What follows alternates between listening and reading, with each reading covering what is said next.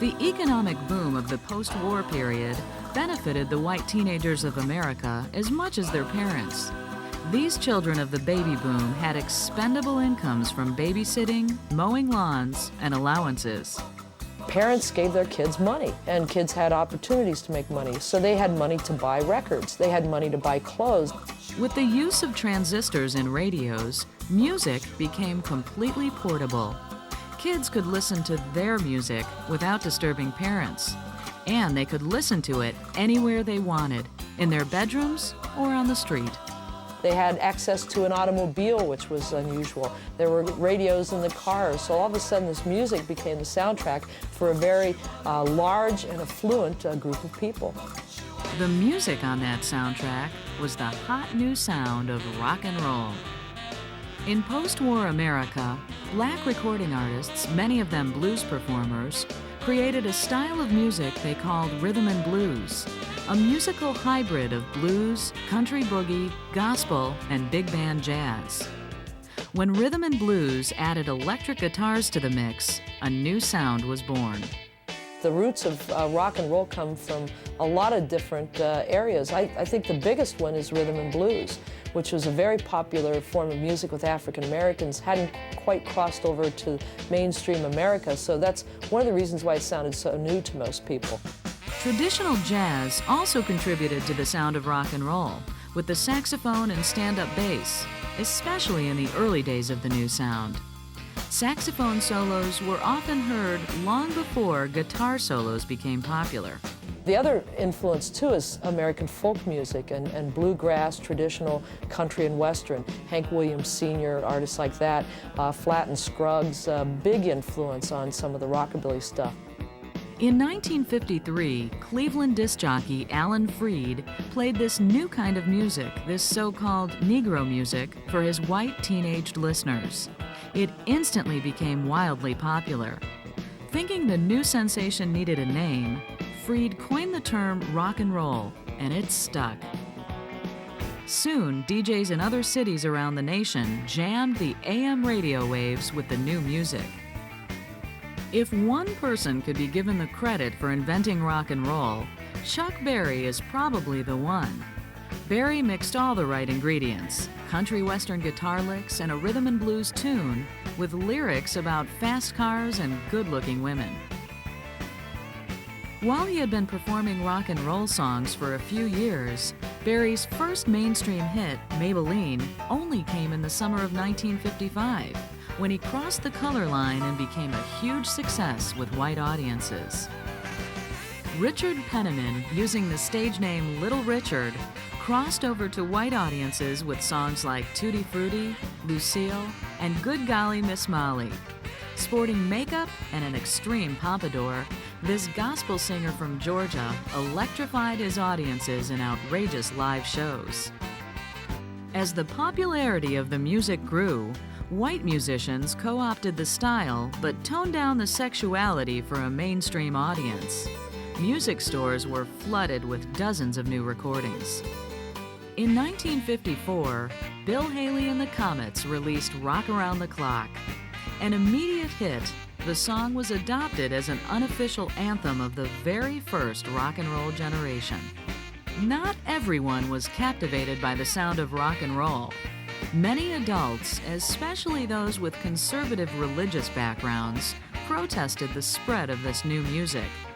They claimed it was ruining the youth of America by overexciting their libidos with its hard-driving rhythms, suggestive lyrics, and the wild dancing brought on by the music. The anti-rock and roll movement, however, was never strong enough to stop the swelling tide of the new sound. As quickly as its popularity grew, rock and roll just as rapidly became part of youth culture in the 50s and American culture in general, especially when a 19-year-old truck driver from Memphis started recording. It was Sam Phillips at Sun Records who said, this is legendary, he said, if I could find a white man that sang like a black man, I'd make $1 million. And it wasn't a racist remark, it was just saying that if I could find somebody who'd sing with that energy, that amount of sexual tension and that comedic sense too that was in rhythm and blues, he knew that he would have a winner. Phillips found that winner. His name was Elvis Aaron Presley. Elvis Presley recorded his first song, That's All Right, in 1954. He combined a bluesy country boogie style with hard-driving rhythms and distinct vocals. Even though the record wasn't a huge success, his live performances with swinging hips and bedroom eyes won many fans. By 1956, Elvis had 3 hits on the record charts: Hound Dog, Don't Be Cruel, and Heartbreak Hotel. His slurring, sexy vocal style became his trademark and earned him the title King of Rock and Roll. But Presley had to temporarily give up his throne when, in 1958, Uncle Sam tapped him on the shoulder. Pulling into Brooklyn was a very important person, none other than Elvis Presley, Private Presley, soldier nowadays in Uncle Sam's service. No wonder the fans and an army of pressmen were on hand. This was indeed an occasion. The rock and roll king was about to embark for foreign service, 18 months in Germany. How the army would stand the impact of Mr. Presley was a big question months ago, but not now, as Elvis explains. Elvis, since you've been in the Army, have the boys given you kind of a rough time in the barracks because of your past career, would you say? No, sir, I was very surprised. I've never met a better group of boys in my life. They probably would have if it'd been like everybody thought. I mean, everybody thought I wouldn't have to work and I would be given special treatment and this and that.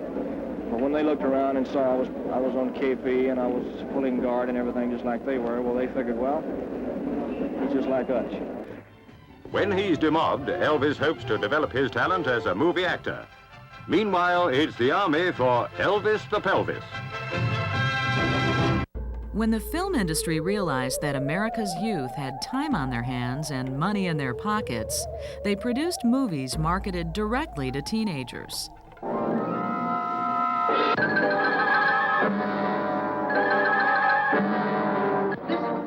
Never before has man been transformed into such hideous proportions. Never have teenage girls been subjected to the terrifying ordeal in the fantastic room of torture.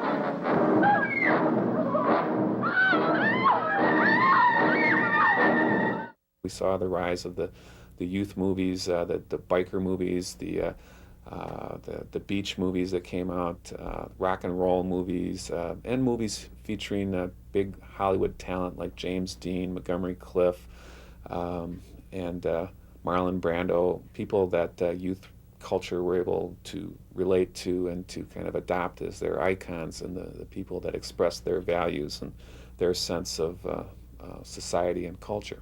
Marlon Brando starred in a 1954 film, The Wild One, as the leader of a motorcycle gang.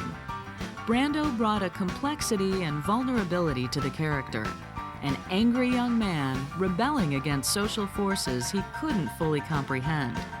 As an actor, Brando had already made his mark in the stage and film versions of A Streetcar Named Desire when he starred in another landmark film, On the Waterfront.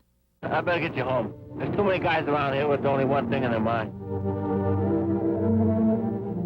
Am I going to see you again? What for? On the Waterfront received the Academy Award for Best Picture, and Brando earned the Best Actor award. His naturalistic acting meshed brilliantly with the film's realistic writing and cinematography to create a character with whom everyday Americans could identify. Brando set the benchmark for those who sought to enter the hallowed ground of teen idols. And he gave teenagers a new uniform to wear: motorcycle jacket, t-shirt, and blue jeans. Of all the actors who admired and emulated Brando, only one achieved icon status of his own: James Dean. His hypnotic, gritty performance of a troubled teenager in Rebel Without a Cause made him an instant star. Dean was the loner who could be tough but tender, an actor whose characters shunned society and cried out for understanding in the same smoldering look or briefly muttered line. His roles epitomized the moodiness, anger, and alienation of his generation, and the desire to break free from mundane existence. Dean made only 2 other films, East of Eden and Giant, before his life ended at the age of 24. On September 30th, 1955, Dean collided with another car when driving his beloved sports car, a Porsche Spyder, on a California road. In contrast to Brando and Dean stood the all-time blonde bombshell Marilyn Monroe. Her innocent, natural, and overt sexuality made her the indisputable sex goddess of the decade.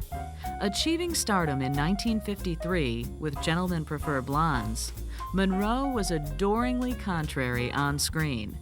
Innocent one minute, naughty the next, she was always desirable in films like Niagara, Bus Stop, and The 7-Year Itch.